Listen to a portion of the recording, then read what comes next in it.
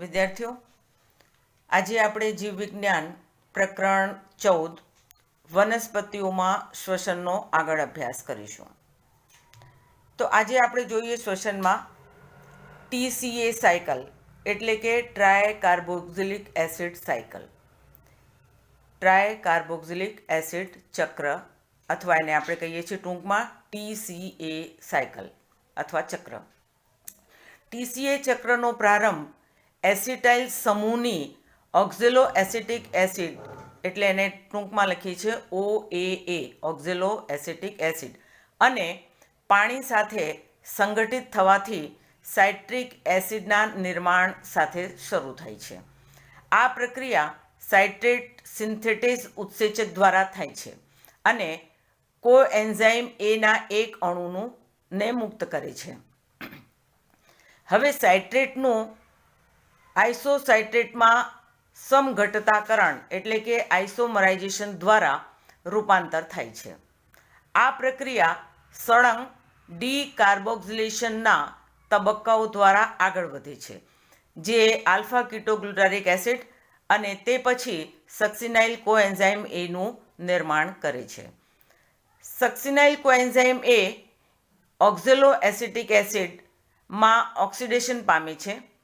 સક્સિનાઇલ કોએન્ઝાઇમ એમાંથી સક્સિનિક એસિડના રૂપાંતરણ દરમિયાન જીટીપીના એક અણુનું નિર્માણ થાય છે. આ પ્રક્રિયાને આધારક આધારિત ફોસ્ફોરાયલેશન કહે છે.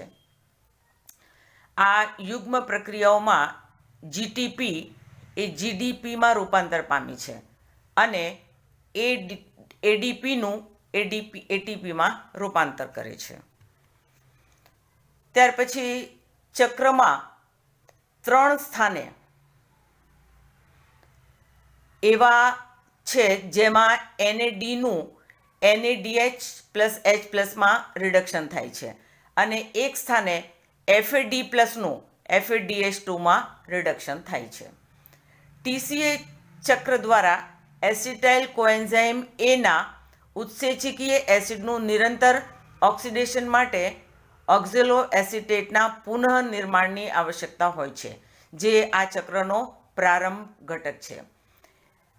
હવે NAD+ અને FAD+નું પુનઃનિર્માણ ક્રમશઃ NADH2 અને FADH2માંથી થવું જરૂરી છે. આમ શ્વસનની આ અવસ્થાના સમીકરણને આપણે સંક્ષિપ્તમાં નીચે પ્રમાણે દર્શાવી શકાય છે. જોઈએ: pyruvic acid plus 4 NADP plus FAD plus 2H2O plus ADP plus PI એટલે કે એનર્જી. આમાંથી આપણને શું પ્રાપ્ત થાય છે? આ પ્રક્રિયા કણાભ સૂત્રના મેટ્રિક્સમાં થાય છે અને એમાંથી શું મળે છે? 3 carbon dioxide, 4 NADH, 4 hydrogen ion plus FADH2 plus ATP. અત્યાર સુધી આપણે જોયું કે ગ્લુકોઝનું વિઘટન થવાથી CO2 મુક્ત થાય છે. NADH પ્લસ H પ્લસના 8 અણુ, FADH2ના 2 અણુઓ અને ATPના 2 અણુઓ નિર્માણ પામે છે. આ છે સાયક્લિક પ્રક્રિયા. સાયક્લિક પ્રક્રિયામાં જોઈએ તો આ પાયરુવેટ જે આપણને ગ્લાયકોલિસિસની પ્રક્રિયાના અંતે એક ગ્લુકોઝ અણુમાંથી પાયરુવિક એસિડના 2 અણુઓ પ્રાપ્ત થાય છે. એ આપણે આગળ જોઈ ચૂક્યા છીએ. પ્રત્યેક પાયરુવિક એસિડનો અણુ એ ક્રેબ્સ સાયકલમાં પ્રવેશે છે અને પાયરુવિક એસિડનો પ્રત્યેક અણુ ક્રેબ્સ સાયકલમાં પ્રવેશે એટલે તેમાં એક ATP અણુ વપરાય છે. જોઈએ પ્રક્રિયા. પાયરુવેટ એટલે કે પાયરુવિક એસિડ.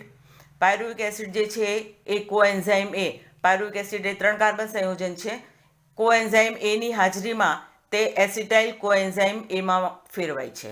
એસિટાઇલ કોએન્ઝાઇમ એ 2 કાર્બન સંયોજન છે. પછી હવે આ એસિટાઇલ કોએન્ઝાઇમ એ અને 4 કાર્બન સંયોજન ઓક્ઝેલો એસિટિક એસિડ, આ 4 કાર્બન ઓક્ઝેલો એસિટિક એસિડ અને 2 કાર્બન સંયોજન એસિટાઇલ કોએન્ઝાઇમ એ, આ બંને સંયોજાતા સાઇટ્રિક એસિડ નિર્માણ પામે છે, જે 6 કાર્બનિક સંયોજન છે. એમાંથી એક CO2 મુક્ત થાય છે. એ પછી તે NAD આમાં જોડાય છે અને NAD જે 2 હાઇડ્રોજન મુક્ત થાય બે હાઇડ્રોજન જે મુક્ત થાય છે એ NaDH મેળવીને NaDH+ અને H+માં. પછી alpha ketoglutaric acid. Alpha ketoglutaric acid જે છે સક્સિનિક એસિડ. સક્સિનિક એસિડમાંથી ફ્યુમેરિક એસિડ, ફ્યુમેરિક એસિડમાંથી મેલિક એસિડ અને મેલિક એસિડમાંથી ઓક્ઝેલો એસિટિક એસિડ. આખી ચક્રીય પ્રક્રિયા છે. ચક્રીય પ્રક્રિયા ફરીથી આપણે જોઈએ તો pyruvic acid. Pyruvic acid acetyl કોએન્ઝાઇમ એ એટલે કાર્બન મુક્ત કરે છે, CO2માં ફેરવાય છે. એસિટાઇલ કોએન્ઝાઇમ એ 4 કાર્બન સંયોજન ઓક્ઝેલો એસિટિક એસિડ સાથે જોડાઈ 6 કાર્બનિક સાઇટ્રિક એસિડ બનાવે છે. Citric acid alpha ketoglutaric acid. Alpha ketoglutaric acid એ સક્સિનિક એસિડમાં, સક્સિનિક એસિડ ફ્યુમેરિક એસિડ, પછી મેલિક એસિડ અને પછી ઓક્ઝેલો એસિટિક એસિડમાં ફેરવાય છે. આખી ચક્રીય પ્રક્રિયા છે. આ ચક્રીય પ્રક્રિયા દરમિયાન 3 જગ્યાએથી કાર્બન મુક્ત થાય છે, જે ઓક્સિજન સાથે સંયોજાઈને CO2નું નિર્માણ કરે છે. અહીંયા પ્રથમ જોઈએ જો આ 3 કાર્બન સંયોજન પાયરુવિક એસિડ એસિટાઇલ કોએન્ઝાઇમ એમાં ફેરવાય છે, એ કાર્બન મુક્ત થયું જે CO2માં ફેરવાય CO2નું નિર્માણ કરે છે. તે જ રીતે સાઇટ્રિક એસિડ 6 કાર્બન સંયોજન છે. અહીંથી પણ એક કાર્બન મુક્ત થાય છે અને ઓક્સિજન સાથે સંયોજાઈને CO2નું નિર્માણ કરે છે અને આ 5 કાર્બન સંયોજન બને છે આલ્ફા કીટોગ્લુટારિક એસિડ. પછી આ 5 કાર્બન સંયોજન આલ્ફા કીટોગ્લુટારિક એસિડ એ વળી એક કાર્બન મુક્ત કરે છે અને CO2 અહીંયા નિર્માણ પામે છે અને એ બને છે 4 કાર્બનિક સંયોજન સક્સિનિક એસિડ. આ સક્સિનિક એસિડ એ 4 કાર્બન સંયોજન ફ્યુમેરિક એસિડમાં ફેરવાય છે અને પછી મેલિક એસિડમાં ફેરવાય છે. ફ્યુમેરિક અને મેલિક બંને 4 કાર્બન સંયોજન છે અને પછી મેલિક એસિડમાંથી ઓક્ઝેલો એસિટિક એસિડ બને છે. આ પણ 4 કાર્બન સંયોજન છે જે શરૂઆતમાં ચક્રીય પ્રક્રિયામાં વપરાયો તે પાછો પુનઃ ચક્રીય પ્રક્રિયાના અંતે પુનઃ પ્રાપ્ત થાય છે. આ દરમિયાન જોઈએ તો ક્રેબ્સ સાયકલની ચક્રીય પ્રક્રિયા દરમિયાન 3 જગ્યાએથી હાઇડ્રોજન આયનો મુક્ત થાય છે જે NAD ગ્રહણ કરે છે અને એક જગ્યાએથી હાઇડ્રોજન આયન જે મુક્ત થાય છે તે FAD ગ્રહણ કરે છે. જો અહીંયા પહેલાં અહીં 2 હાઇડ્રોજન મુક્ત થાય છે જે NAD મેળવે છે એટલે એનું NADH+H+માં રૂપાંતરણ થાય છે. પછી અહીં આગળ જોઈએ ફરીથી અહીં 2 હાઇડ્રોજન મુક્ત થાય છે તે પણ NAD મેળવે છે અને NADH બને છે હાઇડ્રોજન આયન. ત્યાર પછી અહીં જોઈએ ફરીથી 2 હાઇડ્રોજન મુક્ત થાય છે એ NAD મેળવે છે અને NADH+H+નું નિર્માણ થાય છે. ત્યાર પછી અહીં આગળ સક્સિનિકમાંથી ફ્યુમેરિક એસિડ બને એ દરમિયાન વળી પાછા 2 હાઇડ્રોજન મુક્ત થાય છે. એ હાઇડ્રોજન FAD મેળવે છે અને FAD મેળવતા FADH2 બને છે. ત્યાર પછી ફ્યુમેરિક એસિડમાંથી મેલિક એસિડ બને છે અને મેલિક એસિડમાંથી ઓક્ઝેલો એસિટિક એસિડનું નિર્માણ થાય છે. અહીંયા વળી 2 હાઇડ્રોજન મુક્ત થાય છે જે NAD મેળવે છે અને NAD હાઇડ્રોજન મેળવી NADH અને H+નું નિર્માણ કરે છે. આવી રીતે જો અહીં આપણે 1, અહીં 2, અહીં આ 3 અને આ એક 4 4 જગ્યાએથી હાઇડ્રોજન NAD મેળવે છે અને એક જગ્યાએથી હાઇડ્રોજન આયન જે છે તે FAD મેળવે છે અને આ ચક્રીય પ્રક્રિયા પૂર્ણ થાય છે. હવે પછી જોઈએ કે આ જે હાઇડ્રોજન આયનો મુક્ત થાય છે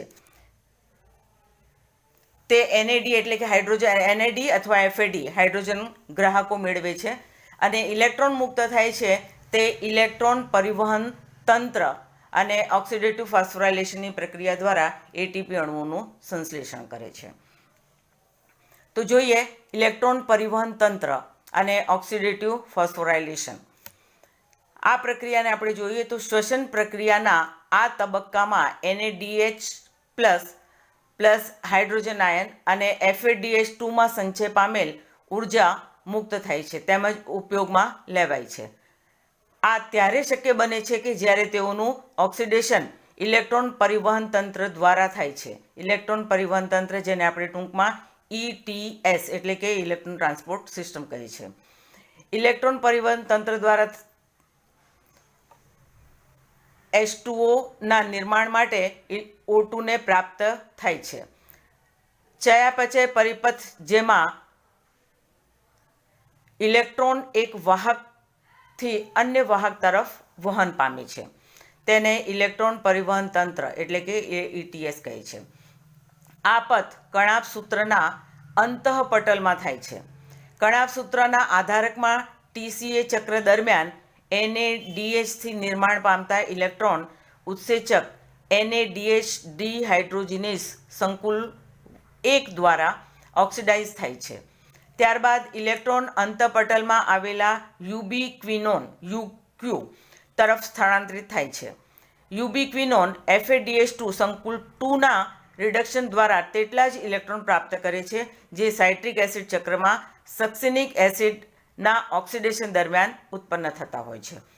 રિડ્યુસ્ડ યુબિક્વિનોન ઇલેક્ટ્રોનને સાયટોક્રોમ તરફ એટલે કે સાયટોક્રોમ BC મારફતે સ્થળાંતરિત કરીને ઓક્સિડાઇઝ પામી છે સંકુલ 3.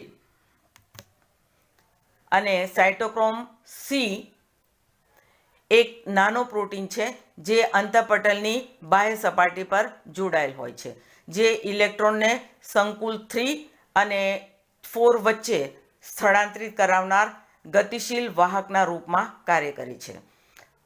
સંકુલ 4 સાયટોક્રોમ C ઓક્સિડેઝ સંકુલ છે, જેમાં સાયટોક્રોમ A અને A3 અને 2 કોપર કેન્દ્રો હોય છે.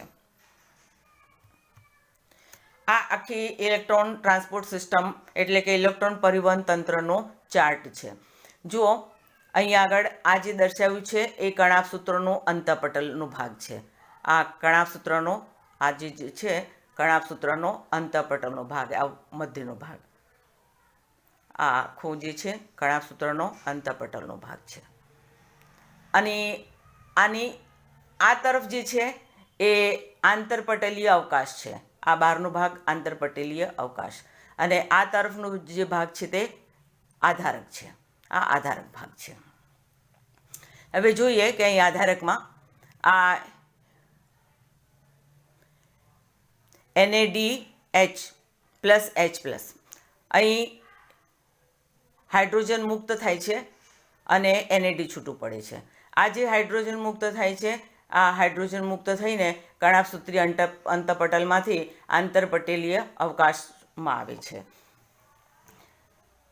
તે પછી ઇલેક્ટ્રોન જે મુક્ત થાય છે એ ઇલેક્ટ્રોન આ ETS દ્વારા વહન પામે છે અને UQ એટલે કે યુબિક્વિનોનમાંથી તે વહન પામીને જે છે તે સાયટોક્રોમ Bમાં આવે છે અને સાયટોક્રોમ Cમાં. તે દરમિયાન અહીં સંકુલ 2 તેમાંથી મુક્ત હાઇડ્રોજન આયનો જે છે તે પણ અહીંથી વહન પામે છે. અહીં જો FADમાંથી FES અને પછી ત્રીજું સંકુલ 3માંથી પણ જે છે એ જ રીતે જેમ આપણે આગળ અહીંયા જોયું તેમાંથી પણ હાઇડ્રોજન આયનો મુક્ત થાય છે. આ જ મુજબ તે પણ વહન પામી જે છે એ કણાભ સૂત્રીય અંતઃપટલમાંથી આંતરપટલીય અવકાશમાં આવે છે. આંતરપટલીય અવકાશમાંથી તે વહન પામે છે અને સાથે સાથે જે ઇલેક્ટ્રોન મુક્ત થાય છે એ ઇલેક્ટ્રોન વહન પામીને સાયટોક્રોમ તંત્ર દ્વારા તે પણ જે છે એ આધારકમાં આવે છે. હવે આધારકની અંદર જે ઇલેક્ટ્રોન ટ્રાન્સપોર્ટ સિસ્ટમ દ્વારા આવેલા જે ઇલેક્ટ્રોન છે એ ઇલેક્ટ્રોન ઓક્સિજનને ઉત્તેજિત કરે છે. ઓક્સિજન ઉત્તેજિત થઈ જે હાઇડ્રોજન ગ્રાહકો છે, હાઇડ્રોજન ગ્રાહકો દ્વારા જે હાઇડ્રોજન આયનો વહન પામીને આવે છે આધારકની અંદર, એ ઉત્તેજિત હાઇડ્રોજન ગ્રાહકોનું ઉત્તેજિત ઓક્સિજન જે છે તે હાઇડ્રોજન ગ્રાહકોનું ઓક્સિડેશન કરે છે અને એ દરમિયાન જો 1/2O2 + 2H + H2Oનું નિર્માણ થાય છે. તો અહીં H2O એટલે કે પાણીના અણુનું નિર્માણ થાય છે. એક NADH2 + 1/2O2 એટલે એક H2O અણુ પ્રાપ્ત થાય છે અને એની સાથે 3 ATP અણુનું નિર્માણ થાય છે. અહીં આગળ ક્રેબ્સ સાયકલની ચક્રીય પ્રક્રિયામાં આપણે જોયું કે કુલ 4 જગ્યાએથી ચક્રીય પ્રક્રિયા દરમિયાન કુલ 4 જગ્યાએથી NAD હાઇડ્રોજન મેળવે છે અને રિડક્શન પામે છે. ત્યાર પછી જ્યારે તેનું ઓક્સિડેશન થાય છે ત્યારે પ્રત્યેક NADH2ના ઓક્સિડેશન દરમિયાન 3 એટલે કે 4 તરી 12 ATP અણુનું સંશ્લેષણ થાય છે. એટલે 12 ATP અણુ એ સંશ્લેષિત થાય છે. પછી એક ATPનું સંશ્લેષણ FADH2 FADH2 નું ઓક્સિડેશન થાય છે એટલે એમાંથી 2 એટીપી મળે છે અને FAD જે છે એક જ જગ્યાએથી હાઇડ્રોજન ક્રેબ્સ સાયકલની ચક્રીય પ્રક્રિયામાંથી મેળવે છે એટલે એનું ઓક્સિડેશન થતાં એમાંથી 2 એટીપી પ્રાપ્ત થાય એટલે 12+2 એટલે કે 14 એટીપી પ્રાપ્ત થાય છે અને એક એટીપી જે છે એ આધારક પ્રક્રિયા દરમિયાન જે આપણે ક્રેબ્સ સાયકલની ચક્રીય પ્રક્રિયામાં જોયું કે ક્રેબ્સ સાયકલની ચક્રીય પ્રક્રિયામાં જે આધારક પ્રક્રિયા થાય છે એ આધારક પ્રક્રિયામાં અહીં આગળ જે છે એક આ GDP છે એ GTPમાં રૂપાંતરિત થાય છે. અહીં એક એટીપી અણુનું સંશ્લેષણ થાય છે. તો 14+1 એટલે કે કુલ 15 એટીપી અણુઓ સંશ્લેષિત થાય છે અને આ એક ચક્રીય પ્રક્રિયામાં 15 એટીપી અણુ એટલે કે ગ્લુકોઝના એક અણુમાંથી પાયરુવિક એસિડના 2 અણુઓની પ્રાપ્તિ થાય છે અને પ્રત્યેક પાયરુવિક એસિડ ક્રેબ્સ સાયકલમાં પ્રવેશે એટલે પ્રત્યેકમાં 15 એટીપી નિર્માણ પામે એટલે 15 × 2 30 એટીપી અણુઓનું કુલ નિર્માણ થાય છે ચક્રીય પ્રક્રિયા દરમિયાન ઓક્સિડેટિવ ફોસ્ફોરાયલેશન તબક્કામાં. એ ઉપરાંત ગ્લાયકોલિસિસની પ્રક્રિયામાં કુલ 4 એટીપી અણુઓની પ્રાપ્તિ થાય છે જેમાંથી 2 એટીપી અણુ આગળ વપરાય છે એટલે એને આપણે બાદ કરીએ તો 2 એટીપી બીજા પ્રાપ્ત થાય છે ગ્લાયકોલિસિસની પ્રક્રિયામાંથી આધારક પ્રક્રિયામાંથી એટલે 30+2 32 એટીપી અણુઓ પ્રાપ્ત થયા. ત્યાર પછી ગ્લાયકોલિસિસની પ્રક્રિયા દરમિયાન પણ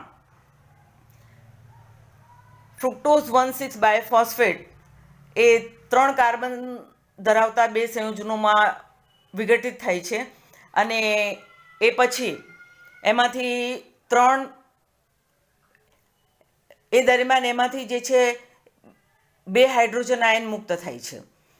એ હાઇડ્રોજન NAD ગ્રહણ કરે છે અને આ પ્રક્રિયા પણ 2 વખત થાય છે એટલે કે ફ્રુક્ટોઝ 1,6 ડાયફોસ્ફેટમાંથી પાયરુવિક એસિડના નિર્માણ દરમિયાન આ પ્રક્રિયા 2 વખત થાય છે અને પ્રત્યેક વખત 2 હાઇડ્રોજન મુક્ત થાય છે જે NAD એટલે 2 વખત NAD ગ્રહણ કરે છે એટલે પ્રત્યેક NAD હાઇડ્રોજન મેળવીને રિડક્શન પામી અને પછી ઓક્સિડેશન પામે છે એટલે એમાંથી 3 એટીપી બને એટલે કુલ કેટલા એટીપી નિર્માણ પામે છે 3 × 2 એટલે 6 એટીપી અણુનું ગ્લાયકોલિસિસની પ્રક્રિયામાં ઓક્સિડેટિવ ફોસ્ફોરાયલેશન દરમિયાન નિર્માણ થાય છે એટલે 32+6 કુલ 38 એટીપી અણુઓ સંશ્લેષિત થાય છે.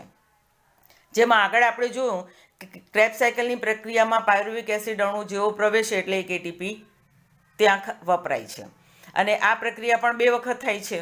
પ્રત્યેક પાયરુવિક એસિડ ક્રેબ્સ સાયકલમાં પ્રવેશે એટલે 2 એટીપી એ વપરાય છે તો એને આપણે બાદ કરીએ તો કુલ 36 એટીપી અણુઓની પ્રાપ્તિ થાય છે.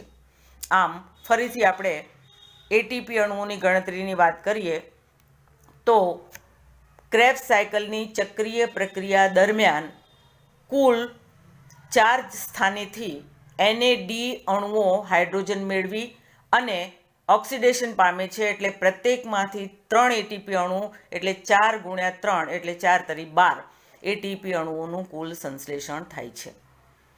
એક જગ્યાએથી FAD હાઇડ્રોજન મેળવી અને ઓક્સિડેશન પામે છે એટલે 2 એટીપી ત્યાં નિર્માણ પામે છે એટલે 12+2 14. એક એટીપી ક્રેબ્સ સાયકલની આધારક પ્રક્રિયામાંથી નિર્માણ પામે છે એટલે 14+1 15 એટીપી અણુ અને એક પાયરુવિક એસિડ ક્રેબ્સ સાયકલની ચક્રીય પ્રક્રિયામાંથી 15 એટીપી અણુ સંશ્લેષિત કરે છે તો ગ્લુકોઝમાંથી 2 પાયરુવિક એસિડના અણુ મળે એટલે 2 પાયરુવિક એસિડ માટે 2 ક્રેબ્સ સાયકલની પ્રક્રિયા થાય છે જેમાં 15 × 2 એટલે કે 30 એટીપીનું નિર્માણ થાય છે. 2 એટીપી આપણને ગ્લાયકોલિસિસની આધારક પ્રક્રિયામાંથી મળે છે એટલે 30+2 32 એટીપી અને વત્તા 6 એટીપી આપણને ગ્લુકોઝ અણુ ગ્લાયકોલિસિસની પ્રક્રિયા દરમિયાન ફ્રુક્ટોઝ 1,6 બાયફોસ્ફેટમાંથી DHAP અને ફોસ્ફોગ્લિસરિક એસિડમાં રૂપાંતરિત થાય છે ફોસ્ફોગ્લિસરાલ્ડિહાઇડમાં અને ફોસ્ફોગ્લિસરાલ્ડિહાઇડનું અણુ પાયરુવિક એસિડમાં ફેરવાય છે ત્યારે 3 એટીપી અણુ નિર્માણ પામે છે કારણ કે ત્યાં એક NAD 2 હાઇડ્રોજન મુક્ત થાય છે જે NAD ગ્રહણ કરે છે અને આ જે હાઇડ્રોજન ગ્રહણ કરે છે આ પ્રક્રિયા પણ 2 વખત થાય છે એટલે 2 વખત NAD નું ઓક્સિડેશન થાય છે NADH નું અને 3 × 2 એટલે કે 6 એટીપી બીજા મળે છે એટલે કુલ 32+6 38 એટીપીની પ્રાપ્તિ થાય છે. જેમાં પ્રત્યેક પાયરુવિક એસિડનો અણુ ક્રેબ્સ સાયકલમાં પ્રવેશે તો એક એટીપી વપરાય છે, એટલે પ્રત્યેક પાયરુવિક એસિડ ક્રેબ્સ સાયકલમાં પ્રવેશતા એક એટીપી, તો 2 પાયરુવિક એસિડના અણુઓ 2 ક્રેબ્સ સાયકલમાં પ્રવેશે એટલે 2 એટીપી વપરાય, એટલે એને આપણે બાદ કરીએ તો 38માંથી 2 બાદ કરતાં કુલ 36 એટીપીની આ રીતે પ્રાપ્તિ થાય છે અને બને છે કુલ કેટલા? 38 એટીપી અણુ બને છે. હવે જોઈએ, જ્યારે ઇલેક્ટ્રોન પરિવહન શૃંખલાઓમાં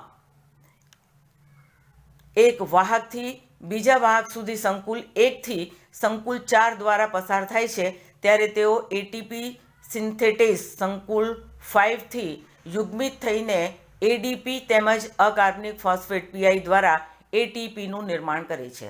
આ દરમિયાન સંશ્લેષિત થનારા એટીપી અણુઓની સંખ્યા ઇલેક્ટ્રોન દાતા પર નિર્ભર છે.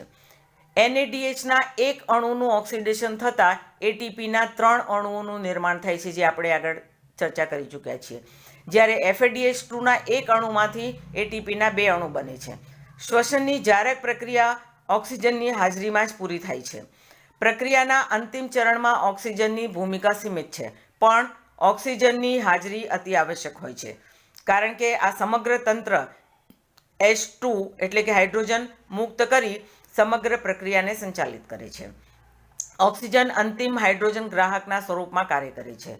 ફોટોફોસ્ફોરાયલેશનમાં જ્યાં પ્રકાશ ઉર્જાનો ઉપયોગ ફોસ્ફોરાયલેશન માટે પ્રોટીન ઢાળના નિર્માણમાં થાય છે, ત્યાં શ્વસનની આ પ્રક્રિયામાં ઓક્સિડેશન રિડક્શન દ્વારા ઉર્જાની પૂર્તિ થાય છે, જેથી આ ક્રિયાને ઓક્સિડેટિવ ફોસ્ફોરાયલેશન કહે છે. હવે જોઈએ કણાભ સૂત્રોમાં એટીપી સંશ્લેષણની રેખાંકિત પ્રસ્તુતિ.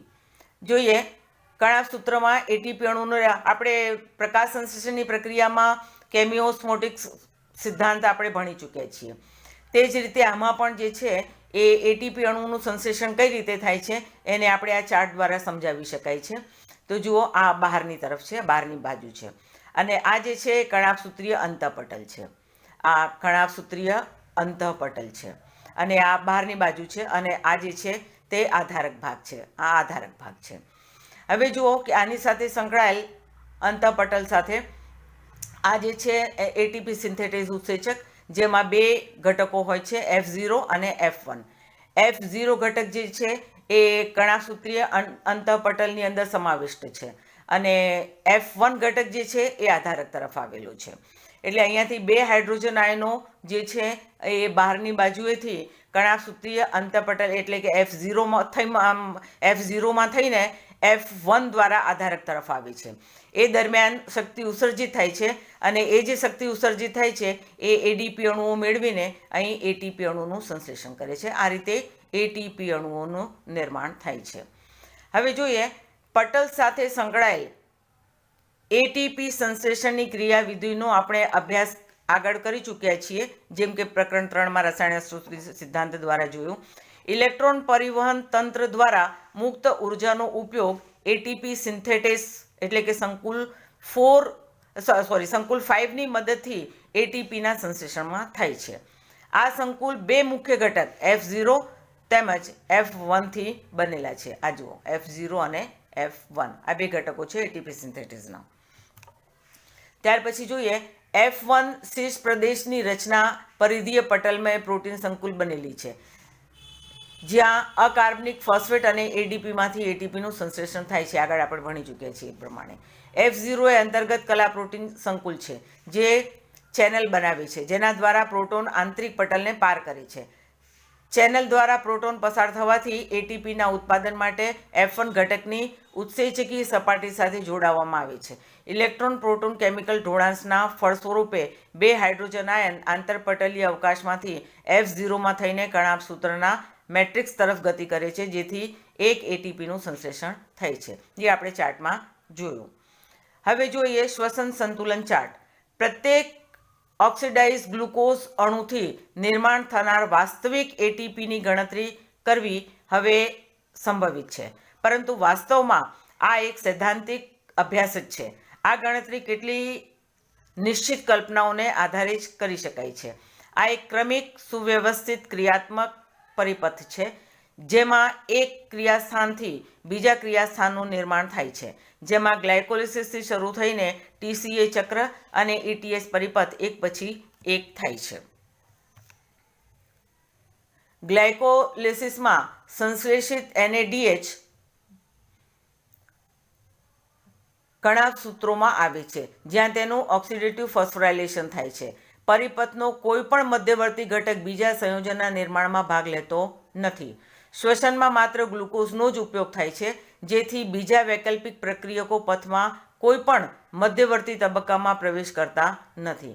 આ કલ્પના સજીવ તંત્રમાં વાસ્તવમાં તર્કસંગત હોતી નથી. બધા પરિપથ એક પછી એક નહીં પણ એક સાથે કાર્ય કરતા હોય છે. પરિપથમાં પ્રક્રિયક આવશ્યકતાનુસાર બહાર અને અંદર આવજા કરતા હોય છે. આવશ્યકતાનુસાર એટીપીનો ઉપયોગ થઈ શકે છે. ઉત્સેચક પ્રક્રિયાઓનો દર ઘણી રીતે નિયંત્રિત થાય છે. છતાં આ ક્રિયા ઉપયોગી છે, કારણ કે સજીવના તંત્રમાં ઉર્જાનો નિષ્કર્ષણ તેમજ સંગ્રહણ માટે તેની કાર્યદક્ષતા આવકાર્ય છે. આમ જારક શ્વસન દરમિયાન ગ્લુકોઝના એક અણુમાંથી 38 વાસ્તવિક એટીપી અણુઓની પ્રાપ્તિ થાય છે, જે આપણે આગળ એની ગણતરી કરી ચૂક્યા છીએ, જોઈ ગયા છીએ. આથવણ અને જારક શ્વસન વચ્ચેની તુલના જોઈએ. આથવણ અને જારક શ્વસનની તુલના. આથવણમાં ગ્લુકોઝનું આંશિક વિઘટન થાય છે, જો કે જારક શ્વસનમાં પૂર્ણ વિઘટન થાય છે અને CO2 તેમજ H2O નિર્માણ પામે છે. આથવણમાં ગ્લુકોઝના અણુમાંથી પાયરુવિક એસિડના નિર્માણ દરમિયાન એટીપીના 2 વાસ્તવિક અણુની પ્રાપ્તિ થાય છે, જ્યારે જારક શ્વસનમાં ખૂબ વધારે એટીપીના અણુઓ નિર્માણ પામે છે.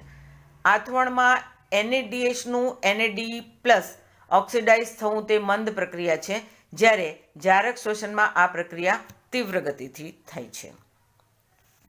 હવે જોઈએ આપણે ઉભય ચયાપચયિક પરિપથ, જેને આપણે કહીએ છીએ એમ્ફીબોલિક પાથવે. ઉભય ચયાપચયિક પરિપથ. આપણે આગળ જોઈ ગયા કે ગ્લુકોઝનું અણુ જે છે, આ કાર્બોદિત ઘટક, કાર્બોદિત જે છે એ સરળ શર્કરા ગ્લુકોઝમાં ફેરવાય. ગ્લુકોઝનું અણુ ગ્લુકોઝ 6 ફોસ્ફેટમાં, જે ગ્લાયકોલિસિસની પ્રક્રિયા આપણે આગળ ભણી ચૂક્યા છીએ. તો ગ્લુકોઝ ગ્લાયકોલિસિસની પ્રક્રિયા દરમિયાન ગ્લુકોઝ 6 ફોસ્ફેટ, પછી ગ્લુકોઝમાંથી ફ્રુક્ટોઝ 6 ફોસ્ફેટ, ફ્રુક્ટોઝ 1,6 બાયફોસ્ફેટ અને પછી ડાયહાઇડ્રોક્સી એસિટોન, આ 3 કાર્બનવાળા ફ્રુક્ટોઝ 1,6 બાયફોસ્ફેટ એ 6 કાર્બન સંયોજન છે. એમાંથી 3 કાર્બન સંયોજનવાળા 2 અણુઓની પ્રાપ્તિ થાય છે. એક ડાયહાઇડ્રોક્સી એસિટોન ફોસ્ફેટ અને બીજું ગ્લિસરાલ્ડિહાઇડ ફોસ્ફેટ. હવે ગ્લિસરાલ્ડિહાઇડ ફોસ્ફેટ એ તબક્કાવાર ગ્લાયકોલિસિસની પ્રક્રિયા દરમિયાન પાયરુવિક એસિડમાં રૂપાંતરિત થાય છે. ત્યાર પછી એ જ રીતે આ ડાયહાઇડ્રોક્સી એસિટોનનો અણુ છે તે પણ પ્રથમ ફોસ્ફોગ્લિસરાલ્ડિહાઇડમાં અને પછી એ જ પ્રક્રિયાઓ દ્વારા તે પણ અંતે પાયરુવિક એસિડમાં ફેરવાય છે. એટલે એક ગ્લુકોઝ અણુમાંથી કુલ 2 પાયરુવિક એસિડના અણુ ગ્લાયકોલિસિસના અંતે પ્રાપ્ત થાય છે. અને પછી આ પાયરુવિક એસિડનું અણુ એસિટાઇલ કોએન્ઝાઇમ એમાં ફેરવાય, એટલે કે 2 કાર્બન સંયોજન, અને પછી તે ક્રેબ્સ સાયકલની ચક્રીય પ્રક્રિયામાંથી પસાર થાય છે, જે દરમિયાન H2O અને CO2નું નિર્માણ થાય છે. આ સમગ્ર પ્રક્રિયા છે જારક શ્વસનની. પરંતુ અન્ય સ્વાસ્થ્ય પદાર્થો પણ આ પ્રક્રિયામાં ભાગ લેતા હોય છે, પરંતુ તેઓ સીધા આ તબક્કામાં પ્રવેશતા નથી. તે અન્ય પથ દ્વારા આ પ્રક્રિયામાં પ્રવેશ કરે છે. જેમ કે આપણે જોઈએ તો પ્રોટીન્સ જે છે એનું પાચન થઈને તે એમિનો એસિડોમાં ફેરવાય છે, જે પ્રોટીનના બંધારણીય ઘટકો છે, એકમો છે. હવે આ પ્રોટીન એમિનો એસિડમાં ફેરવાય અને એમિનો એસિડ જે છે એ પાયરુવિક એસિડમાં રૂપાંતરિત થાય છે અને પાયરુવિક એસિડમાં રૂપાંતરિત થઈ અને પછી આ ક્રેબ્સ સાયકલમાં પ્રવેશે છે. પછી આગળની પ્રક્રિયા સેમ જ હોય છે. એ જ રીતે અહીં ચરબીયુક્ત ઘટકો જોઈએ. આ ચરબી જે છે એ ફેટી એસિડ અને ગ્લિસરોલમાં વિઘટન પામે છે. ત્યાર પછી આ ફેટી એસિડ અને ગ્લિસરોલ અણુઓ જે છે એ તબક્કાવાર રૂપાંતરિત થઈ ડાયહાઇડ્રોક્સી એસિટોન ફોસ્ફેટમાં રૂપાંતરિત થાય છે. આ ડાયહાઇડ્રોક્સી એસિટોન ફોસ્ફેટ હવે ગ્લિસરાલ્ડિહાઇડ અને ગ્લિસરાલ્ડિહાઇડમાંથી પછી પાયરુવિક એસિડ, એસિટાઇલ કોએન્ઝાઇમે અને પછી ક્રેબ્સ સાયકલમાં પ્રવેશે છે. એટલે પ્રોટીન અણુઓ પ્રથમ એમિનો એસિડ અને પછી પાયરુવેક એસિડમાં ફેરવાય છે અને પછી એસિટાઇલ કોએન્ઝાઇમમાં રૂપાંતરિત થઈ ક્રેબ્સ સાયકલમાં પ્રવેશે. જ્યારે ચરબીના અણુઓ ફેટી એસિડ અને ગ્લિસરોલમાં પ્રથમ રૂપાંતરિત થાય અને પછી ડાયહાઇડ્રોક્સી એસિટોનમાં પ્રવેશી પછી આ અહીં અધવચ્ચેથી ગ્લાયકોલિસિસની પ્રક્રિયામાં પ્રવેશે છે. એટલે કે ગ્લિસરાલ્ડિહાઇડ ફોસ્ફેટ બનાવે છે અને પછી પાયરુવિક એસિડ અને પાયરુવિક એસિડ એસિટાઇલ કોએન્ઝાઇમમાં રૂપાંતરિત થઈ અને પછી ક્રેબ્સ સાયકલમાં પ્રવેશે છે. એટલે આ એમ્ફીબોલિક પાથવે તરીકે ઓળખાય છે, જેને ઉભય ચયાપચય પરિપથ કહે છે. હવે જોઈએ શ્વસનાંક. શ્વસનાંકની પહેલાં આપણે વ્યાખ્યા સમજીએ તો શ્વસનાંક શું છે. શ્વસન દરમિયાન મુક્ત થતો કાર્બન ડાયોક્સાઇડ અને ઉપયોગમાં લેવાતા ઓક્સિજનના ગુણોત્તરને શ્વસનાંક એટલે કે RQ કહે છે. શ્વસનાંક RQ ઇઝ ઇક્વલ ટુ મુક્ત થતા CO2નું કદ અપોન ઉપયોગમાં લેવાતા O2નું કદ. શ્વસનાંક શ્વસન દરમિયાન ઉપયોગમાં લેવાયેલ સ્વાસ્થ્ય પદાર્થ પર નિર્ભર કરે છે. જો પ્રક્રિયકના રૂપમાં કાર્બોદિત હોય તો પૂર્ણ ઓક્સિડેશન થાય છે, જેથી શ્વસનાંક 1 હોય છે. કારણ મુક્ત થતા CO2 અને ઉપયોગમાં લેવાતા O2ની માત્રા સમાન હોય છે. જેમ કે C6H12O6 plus 6O2 gives to 6 CO2 plus 6 H2O plus ઉર્જા. હવે આમાં શ્વસનાંક RQ શું પ્રાપ્ત થાય છે જુઓ તો CO2 6 CO2ના કેટલા મોલિક્યુલ્સ છે 6 ડિવાઈડ બાય 6O2 ઓક્સિજન પણ કેટલા છે 6 6 બાય 6 1 એટલે શ્વસનાંક કેટલો મળ્યો 1. જ્યારે ચરબી શ્વસનમાં ઉપયોગમાં લેવાય તો તેનો શ્વસનાંક 1 થી ઓછો હોય છે. ફેટી એસિડ દરમિયાન ફેટી એસિડ ટ્રાયપામેટિનના રૂપમાં ઉપયોગમાં લેવાય છે ત્યારે તેની ગણતરી કરીએ તો આ પ્રમાણે થશે. જુઓ આ ટ્રાયપામેટિન છે C51H98O6 એના 2 અણુઓ ટ્રાયપામેટિનના plus 145O2 gives to 102 CO2 plus 98 H2O plus ઉર્જા. હવે જો આનો શ્વસનાંક શું પ્રાપ્ત થાય છે તો CO2ના કેટલા અણુઓ છે 102 102 ડિવાઈડ બાય O2ના કેટલા અણુઓ 145 O2 145 મૂલ્ય શું આવે છે 0.7 એટલે 1 કરતાં ઓછું શ્વસનાંક પ્રાપ્ત થાય છે.